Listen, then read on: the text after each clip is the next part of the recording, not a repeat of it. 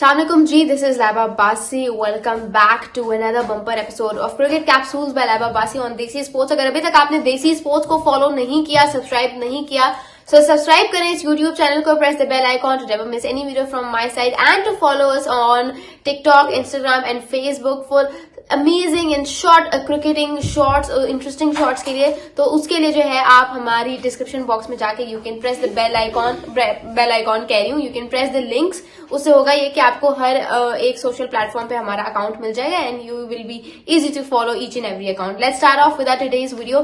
कल का दिन बहुत इंपॉर्टेंट होने वाला है कंसर्निंग चैंपियंस ट्रॉफी 2025, क्योंकि चैंपियंस ट्रॉफी 2025 ऑलमोस्ट अपने इख्तिताम को आ गई है। मैं जानती हूँ कि ये टूर्नामेंट पाकिस्तानियों के लिए तो बहुत फीका रहा होगा। उसकी वजह यह है कि पाकिस्तान जो होस्टिंग नेशन थी, to become a host nation after a long gap of 29 years, ये अपने आप में एक बहुत बड़ी बात है। ठीक है, और फिर आप जब देखते हो कि अच्छा क्या रह गया है, जब आपकी टीम ही एग्जिट हो जाती है पहले ही राउंड में, not even Bangladesh but Pakistan was the first ever team जो इस टूर्नामेंट से बाहर हुई। Just within 2 matches decide हो गया था क्योंकि we are out of this tournament.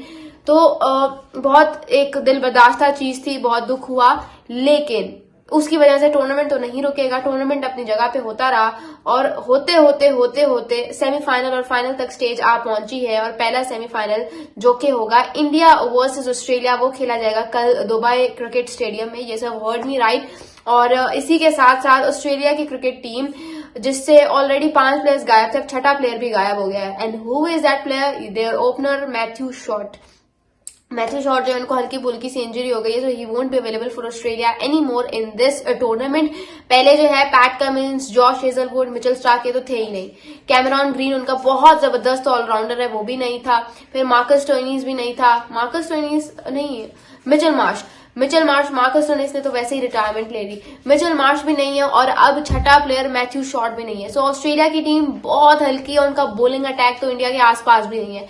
So chances यही है कि इंडिया जो है वो फाइनल खेलेगा और दूसरा सेमीफाइनल जो कि होगा उससे अगले से अगले दिन, ठीक है, that would take place between South Africa and New Zealand. और देखते हैं कि उस दोनों का जो विनर है उससे फिर इंडिया, उनमें से किससे इंडिया मिलती है फाइनल में, ये जानना अभी बाकी है। लेकिन as far as I know, Travis Head अकेला कुछ नहीं कर सकता। ठीक है, ट्रेविस हेड अकेला इंडिया का कुछ भी नहीं बिगाड़ सकता, क्योंकि आपको जब आप जीत चाहिए होती है ना, तो आपका बॉलिंग, आपका बैटिंग, आपका फील्डिंग, तीनों डिपार्टमेंट शुड बी टिक्ड। और इस वक्त इंडिया तीनों डिपार्टमेंट्स में चढ़ी हुई है, शेर टीम बनी हुई है। So I don't think so that it would be an kind of a match. ठीक है, किस तरह का मैच होगा जिसमें मुकाबला आपको सिर्फ दोनों साइड से मिलेगा, मुझे नहीं लगता। पर्सनली अगर मैं अपना पॉइंट ऑफ व्यू दूं, मुझे लगता है कि इंग्लैंड तो वैसे ही वीकर साइड थी, तो ऑस्ट्रेलिया ने उसके अगेंस्ट करना ही था चेस। लेकिन इंडिया जो है और इंग्लैंड में जमीन आसमान का फर्क है, और मुझे लगता है कि कल का मैच इंडिया जीत जाएगी। आप लोगों को क्या लगता है मुझे कमेंट्स की सूरत में जरूर बताइएगा। उसके अलावा जो है वो पाकिस्तान क्रिकेट में इंस्टेबिलिटी जो है वो कभी ऊपर, कभी नीचे, कभी दाएं, कभी बाएं, ये तो होती रहती है। It's never an ending story.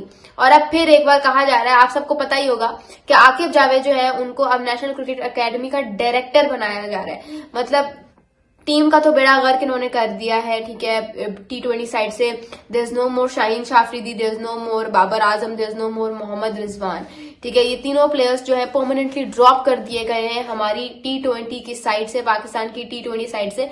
तो अब नए लड़के आ गए और शादाब खान को कप्तान बनाया जा रहा है, और इनके जो ससर साहब है सकलैन मुश्ताक, उनको जो है वो बनाया जा रहा है ये अपना हेड कोच। सो इंस्टेबिलिटी की इंतहा देखें कि अभी 1 महीना पहले ही, 2 महीने कर लें, 2 महीने पहले ही एवरीवन वाज लाइक गुण गा रहा था मोहम्मद रिजवान के, कि मोहम्मद रिजवान तो दूसरा MS धोनी है, उससे तो बेहतर कोई कप्तान ही नहीं है। ठीक है, सिर्फ एक चैंपियंस ट्रॉफी, सिर्फ नहीं कहूंगी, एक चैंप गई, आपने उसको कप्तानी से क्या, उसको टीम से ही बाहर कर दिया है। मतलब वो इतना आपको खटकने लगा।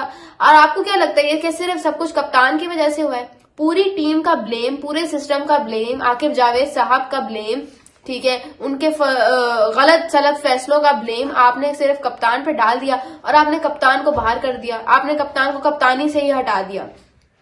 देख लेते हैं शादाब खान क्या कर सकते हैं। उनकी अपनी तो कोई परफॉर्मेंस नहीं है, ना ही विद द बैट ना ही विद द बॉल, ना डोमेस्टिक में कोई परफॉर्मेंस है। पता नहीं किस बेसिस पे वो फिर से पाकिस्तान क्रिकेट टीम में ना सिर्फ वापसी कर रहे हैं बल्कि उसकी कप्तानी भी कर रहे हैं।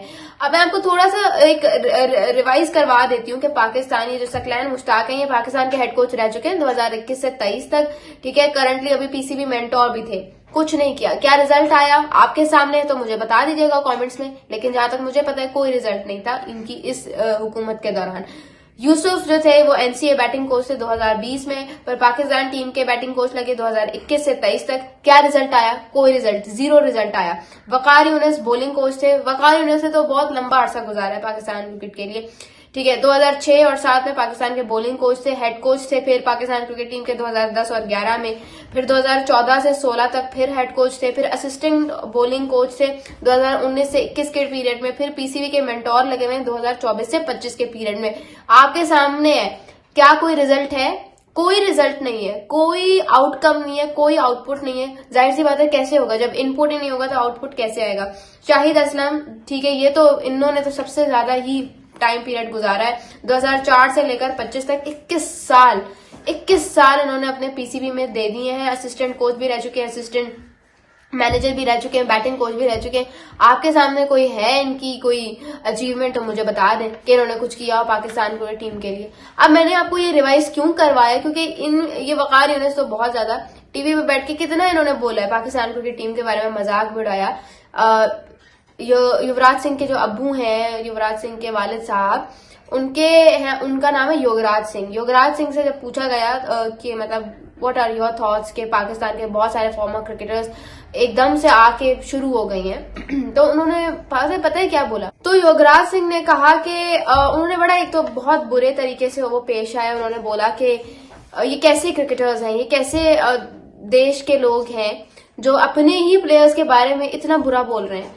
मतलब वो कह रहे हैं कि आप कोई आम इंसान नहीं हो। वसीम अकरम, वकार यूनिस, ये सारे क्रिकेटर्स रह चुके हैं। अगर इनमें इतना ही तपड़ है तो टीवी पे बैठ के बोलने के बजाय ग्राउंड में जाएं और अपने प्लेयर्स को सिखाएं और उनको बताएं कि किस तरह से अपनी गलती को सुधार सकते हैं। इंस्टेड वो टीवी पे बैठ के बता रहे हैं, उनका मजाक तो उड़ा रहे हैं। नेशनल अपने कंट्री के बारे में, अपने कंट्री के प्लेयर्स के बारे में मजाक तो उड़ा रहे हैं, लेकिन हमें उनसे क्वेश्चन करना चाहिए और उल्टा वो हमसे क्वेश्चन कर रहे हैं कि ये क्यों नहीं परफॉर्म कर पा रहे।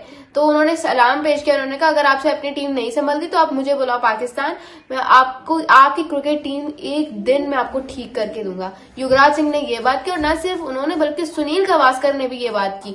उन्होंने बोला कि पाकिस्तान के फॉर्मर क्रिकेटर्स तो ऐसे तनकीद कर रहे हैं पाकिस्तान की करंट टीम पे जैसे उन्होंने अपने टाइम पे तो बहुत ही तीर मारे हुए थे, या ऐसे क्रिटिसाइज कर रहे हैं जैसे वो तो रोज मैच जीते थे।